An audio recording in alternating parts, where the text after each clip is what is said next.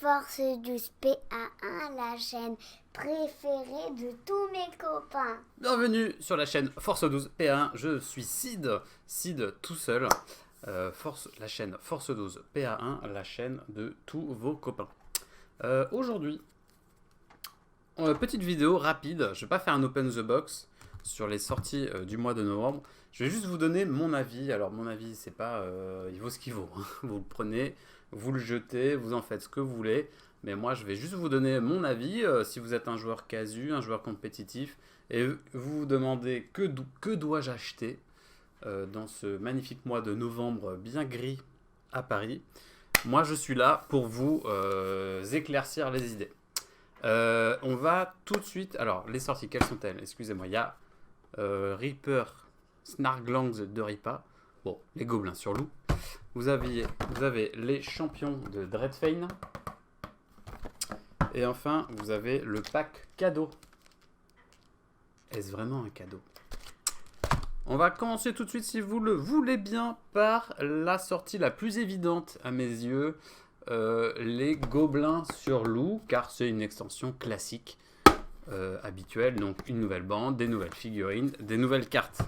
Grosso modo, si vous êtes un joueur casu et que vous dites je vais jamais jouer cette bande, n'achetez pas cette bande, ça va vous servir à rien. Si vous êtes un joueur compétitif, de toute façon, si vous êtes du genre à tout acheter, voilà, la question se pose pas.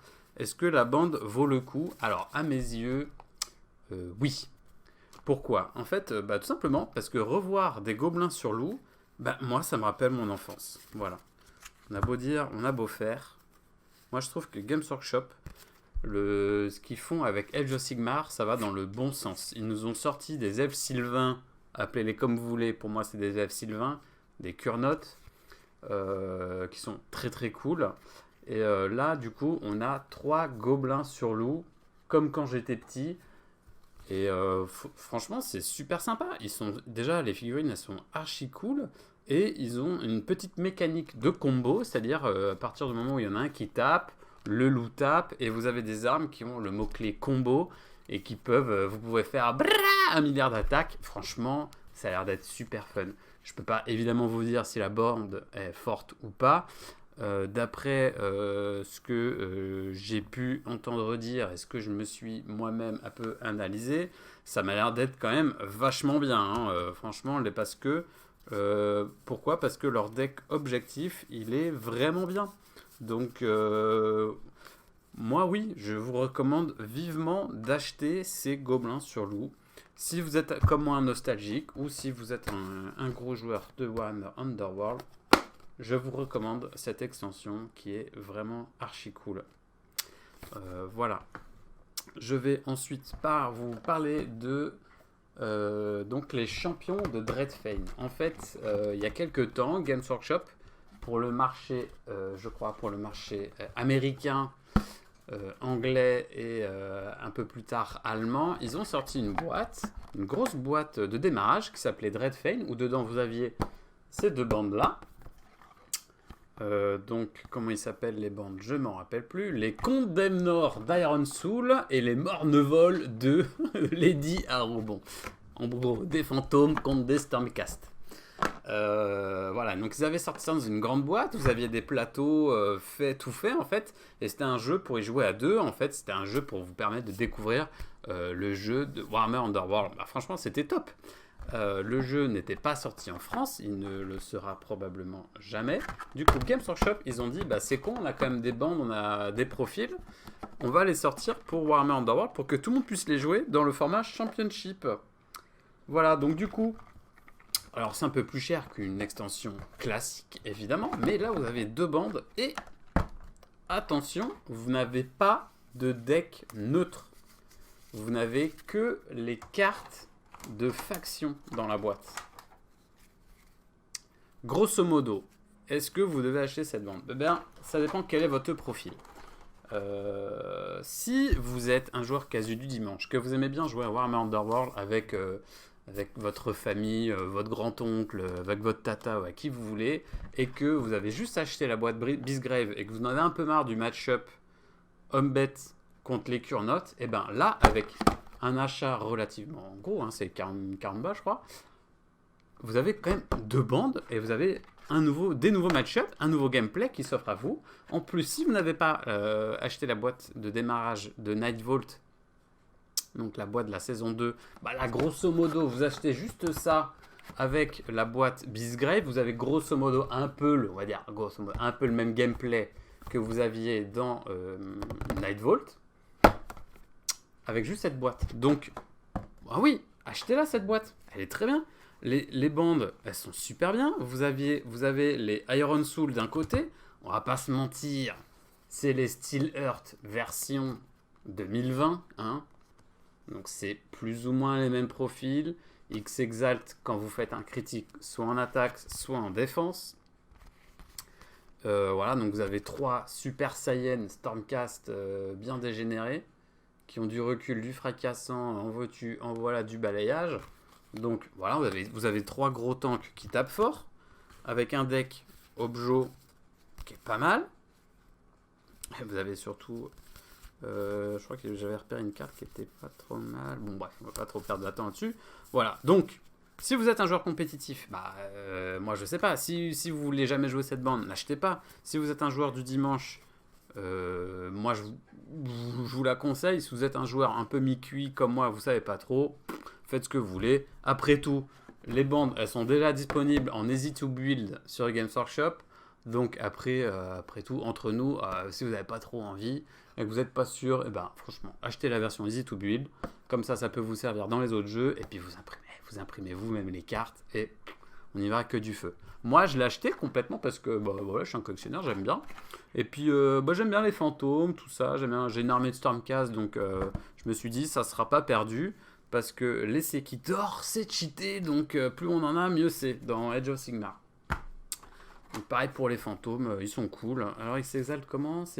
Voilà, il faut se déplacer à travers une case occupée par combattant ennemi. Vous le hantez et hop, ça exalte vos fantômes. Moi j'adore. Les fantômes là, les Banshees là, elles sont trop classe les figurines.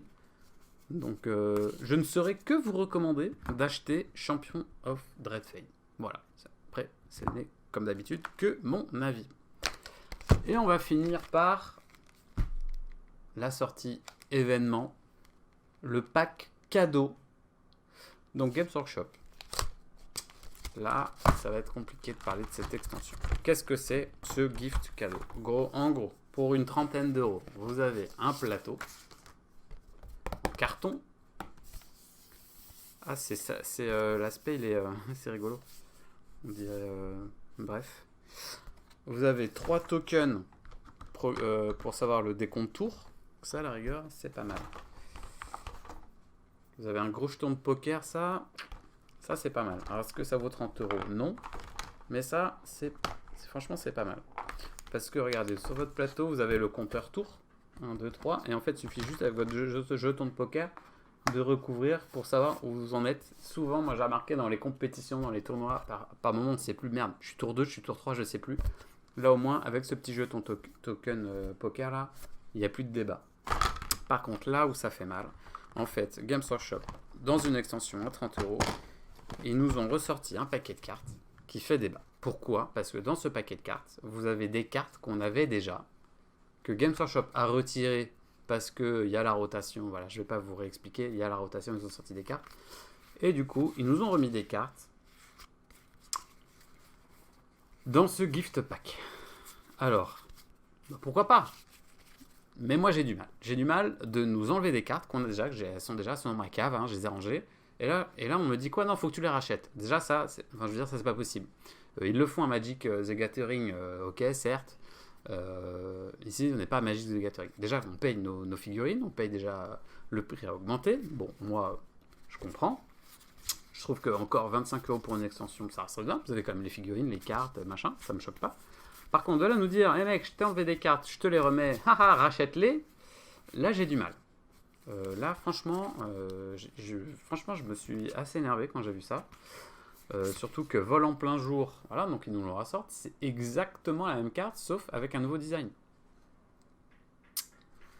Donc la pilule a du mal à passer, et là où je suis encore moins content, c'est qu'ils nous ressortent rebond. Rebond, c'est typiquement le genre de carte Je voulais plus entendre parler de cette carte. Donc vous allez me dire, oui, mais rebond, c'est pas fort, t'as que 30% de chance que ça passe, blablabla. Oui, je suis d'accord. Rebond, ça passera peut-être qu'une game sur 3. Mais c'est le genre de carte qui peut vous faire perdre une game, qui peut vous faire perdre un match juste sur un lancer de dés, et je supporte pas ça. Je supporte pas ça. Si je veux que mon jeu repose sur un jet de dés, eh ben, je joue au jeu de loi avec ma fille, et voilà, je m'en sors très bien. Si je joue au risque, hein, si je veux que tout base sur de l'aléatoire, des jeux, j'en ai gavé. Hein. Je joue à risque, des trucs comme ça, des trucs un peu débiles, voilà, ça me va. Là, rebond, ok, c'est pas fort, mais c'est le genre de carte un peu anti-jeu. Je sais pas comment l'expliquer. Bref, voilà. Rebond, on en a déjà assez débattu. Ça ne devrait plus exister dans le nouveau Warhammer Underworld. En plus, j'étais super content de la voix qui avait pris le jeu. Je me dis, putain, super et tout. Franchement, ce qu'ils font, c'était prêt. Toi, ils nous ressortent les clés. Ils nous ressortent les clés, vous savez, les clés éblouissantes, les clés flamboyantes. Alors maintenant, elles ont un mot-clé, le mot clé maudite. En fait, en plus, ils sont en train de rebooster les bandes objo. Enfin, je veux dire... c'est toujours le problème avec Games Workshop, c'est qu'ils mettent l'accent sur un type de gameplay et après on a peu de choses pour combattre ce match-up. Je sais pas si j'étais très clair, mais enfin bon bref. Donc, Gift Pack, est-ce que vous devez l'acheter? Oui et non. Moi je pense que en tant que consommateur, c'est de notre responsabilité. Quand un éditeur fait de la merde, eh ben, on doit dire stop. À un moment, je vais pas acheter vos trucs. Je veux dire, les gens qui... J'ai rien contre FIFA. Hein.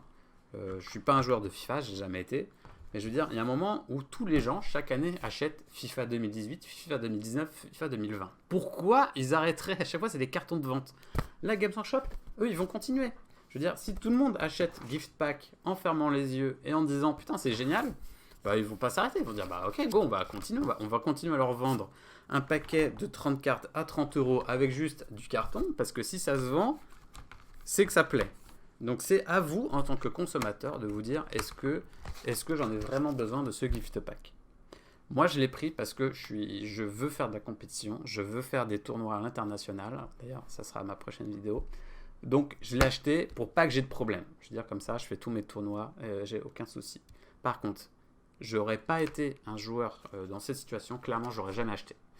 Je l'aurais acheté que si et seulement si je suis un joueur casual, que j'ai pas connu la saison 1 ni la saison 2, je veux retrouver quelques cartes fortes des anciennes saisons. Bah là, bon, mine de rien, dans ce paquet de cartes, il y avait quand même des cartes, les clés, tout ce qui est clés, tout ce qui est le rebond évidemment.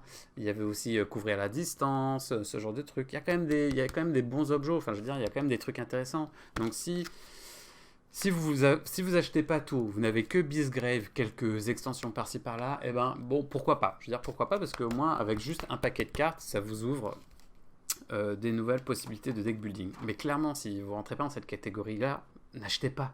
Ne l'achetez pas. Vous restez avec vos photocopies ou vos cartes de la saison 1 et terminé. On va s'arrêter là.